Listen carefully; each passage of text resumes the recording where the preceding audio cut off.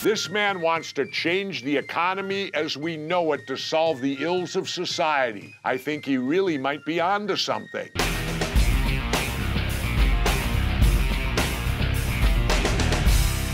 He's a filmmaker, musician, activist, author, and most importantly, the founder of the worldwide Zeitgeist movement to promote global sustainability. Peter is an advocate of a free media and distributes all of his films independently, along with his half-hour web series, Culture in Decline. Peter's focus these days is on getting the masses to move away from a market-based economy to a resource-based economy. Welcome real-life vigilante Peter Joseph. Peter, thanks for joining me on Off the Grid. It's my pleasure, Jesse. Thanks for having me. Peter, I guess the first thing to do, explain to us in layman's terms what a resource-based economy is. Sure. A resource-based economy wants to create a sustainable culture. And to do that, you've got to create sustainable parameters, things that actually support public health directly, not through the movement of money, things that actually support sustainability and equilibrium with our habitat. Again, something you won't be able to do with money. In short, you manage the world's resources directly without a market system, something we could not do, by the way, many, many centuries ago. With the new evolution of science and technology, we can actually replace all the mechanisms of the market economy with a much more efficient system, ensuring sustainability and good public health, and also, of course, alleviating all the negative problems associated with the market system, which is war, which is abuse, inhumanity, exploitation, obvious extreme unsustainable practices that we're feeling severely with the pollution problems and everything else that's happening. So in short, it's a way of managing the world's resources and achieving the highest level of public health technically possible. Along those lines, what are the arguments for moving away from a money-based economy to resource-based? Layman's terms, why should people support this? Well, I think the word system is something that people don't learn enough about when they're in school. Let's think about the legal structure. We assume that there is a free will that overrides all of our decisions, right?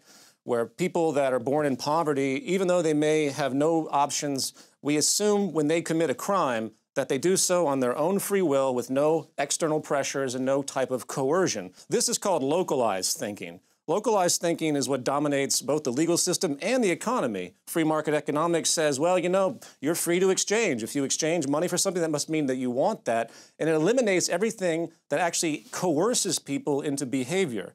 And this is the big revelation. So the market system right now is a massive, coercive, soft slavery system. It is merely an extension of the abject slave systems of the past that deeply exploited anyone they could find, really. It was never really race-based. It simply had to do with any manner of political arrangement to justify exploitation of people for the benefit of others.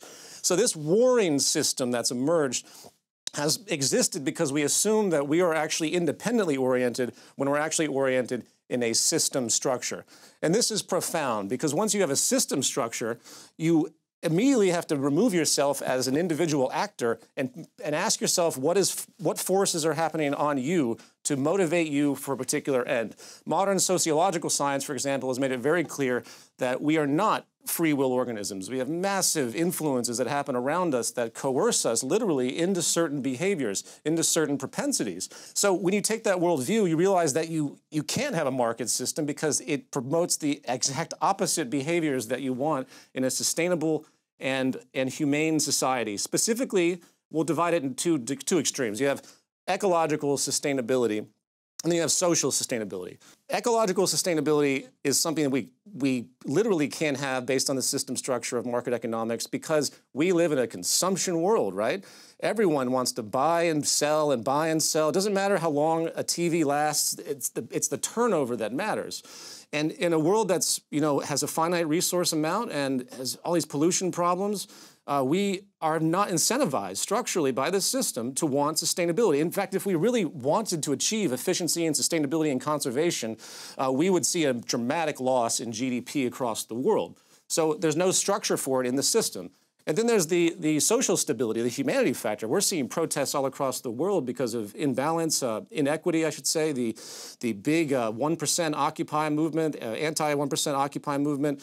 All of these things have been fomenting for years because the system, once again, supports massive class inequality. I mean, think about it. The U.S. Congress just went forward with a $250 billion tax cut for the 0.2% of Americans. Roughly 600 families got a $250 roughly billion tax cut because this is what the system creates. So you can't fight it with really ethics at this point. You can't really fight it with politics to a certain degree, which we can talk about more so, because all the factors, once again, are pushing this incentive structure towards certain behaviors. And unless we change the system, then we're not going to really change anything. We're just going to keep running in circles. Well, Peter, I got to ask the tough question. How can this new economy be implemented realistically when you look at our country today and 64% of the people in the last election wouldn't even come out to vote? It serves the establishment that people don't vote. It serves the establishment that people are riddled with debt and apathetic. I don't look at the powers that be, the elite, as some evil class that just happened to be there. It's a natural outgrowth of this system that you will inevitably have this power consolidation problem, regardless if you maintain a system like this. So to answer your question, we have to educate, man. That's why the Zeitgeist movement is trying to get this word out there as fast as possible, and to do so before the big ecological crisis hits. By about 2030, whether people are apathetic or not, they're going to have a serious sting with the complete loss of biodiversity, the pollution problem, the massive trends of social destabilization, the incredible debt problem. By about 2020, all countries will essentially be bankrupt to each other. The system right now is all pushing towards 2030 as the ultimate negative, perfect storm, if you will. And this is why we have to do it. And I will say this, though. We're going to change one way or another. The question is, how much suffering has to occur before the society actually wakes up? How do you battle this, Peter, when I give you this? How about the religious people out there who put their trust in God? Well, God gave us this planet. God gave us the planet to use it. God will take care of us in the end. How do you answer that when you look at the United States as being the country that has the most people that believe angels exist? The pressures that are emerging, if someone really believes that there's a God overlooking them and they're going to take care of them, well, it's not going to be very justifiable once the negative trends really start to materialize on this planet. And we have never, by the way, had, Jesse, on this planet, even though we've had all these wars, we have never had a serious resource crisis yet. And we are on the verge of about 3 or 4 of them if we keep trends the way they are. Peter, another question. Sure. How would the world benefit by moving to this type of economy? What would be the biggest benefit for the world to move to the type of economy you're talking about? All life support systems right now on this planet are in decline. So apart from the reversal of all of that, if you have the people living in a world where you have access, and this is the term that's used as opposed to property, and an access society where everyone can get their needs met, which is something we can do. It's scientifically proven. We can literally create what's called a post-scarcity society where not only the 9 billion people coming, but twice that amount can have a higher standard of living than 99% of the world has ever known. This is not conjecture. It's proven based on the trends of science right now, and something called ephemeralization, which I won't go into too much, but basically we're able to do more and more and more with less and less and less resources, and it's incredible. Imagine being born into a society of low stress where you didn't have to actually worry about that paycheck and submitting to labor and being essentially a corporate slave, which is what 99.9% of the world is today, funneling the majority of that money up to this 1% class that's getting smaller and smaller and smaller. Public health would improve dramatically. And if you really think about it, that's all that matters. All that matters to us is have really good public health when you really think about it. Well, I'll tell you, Peter, you're one intelligent guy, and I hope that people do listen to you, and I hope they get your films and pay attention. We've got a couple of questions from some of your people out there. Would you like to take a couple questions? Oh, yeah, absolutely. Okay, from Twitter, we've got the Devil's Advocate who asks, who is going to rule your one world resource-based economy? Who would be in charge? This structure is not based on a hierarchy whatsoever. It's based on parallel societies where everything is localized. Gandhi, believe it or not, had this vision in his time. He said, we don't need hierarchy, whether it's communism or socialism or capitalism. We need to create dense systems of societies that localize all their production, everything from food. And I mean, globalization right now is insane. We import strawberries from Ecuador, spending billions of dollars in fuel and polluting the environment to move food around that we could easily grow in California ourselves. You know, this is what globalization has done. It's one of the most wasteful things we've ever come up with. There's no overarching committee. It's not a dictatorship. It's actually more democratic. And again, there's a book anyone can get called The Zeitgeist Movement Defined. You can read it for free online. It goes into absolute detail about how we do economic calculation, the entire structure of it, and it is as egalitarian and democratic as you could possibly get, but still respecting natural law science. Okay, from Facebook, Nathan Feeney wants to know, if we automated 90% of all human labor, how would society be motivated to volunteer and work the remaining 10%? When you automate the majority of things where monotonous labor is gone, it frees people to actually do what they're interested in. And again, it's as though people wake up and they need to get $1 dangled in front of their face or they won't get out of bed. This is the propaganda. It's absolute nonsense. If you had a city like Los Angeles and this type of economy was employed using high-tech automation, sustainability principles, roughly 5% of the entire population of Los Angeles would be required. I say required, meaning that to make sure that they're accounting for the machines and the structures and everything is working fluidly. And if you divide all the entire population by that 5%, you're looking at somebody working, I mean, again, I use this in the term we know today, working maybe 1 hour a week.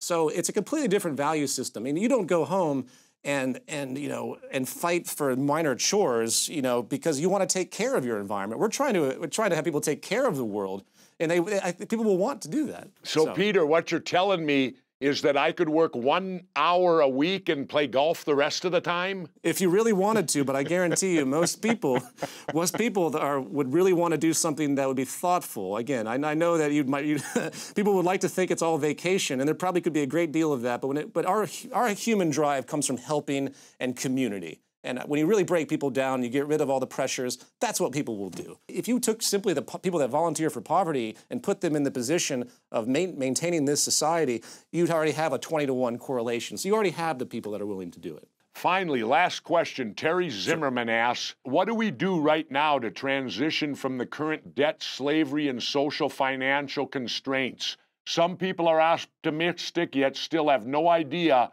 how to get off the carrot on the stick hamster wheel of working full throttle in neutral gear. You can take all the major industrial facets of society and begin to use existing taxation funds and convert those industries into free institutions with high technology. For example, in Los Angeles, we could put in automated farm systems all across the coast, and it would produce all of the food required to feed everyone. I've done this analysis. It can be done. No need to import anything as far as the main produce for basic nutrition.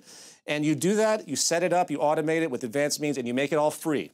And then you go to the next sector, energy. You make it all free. You go step by step.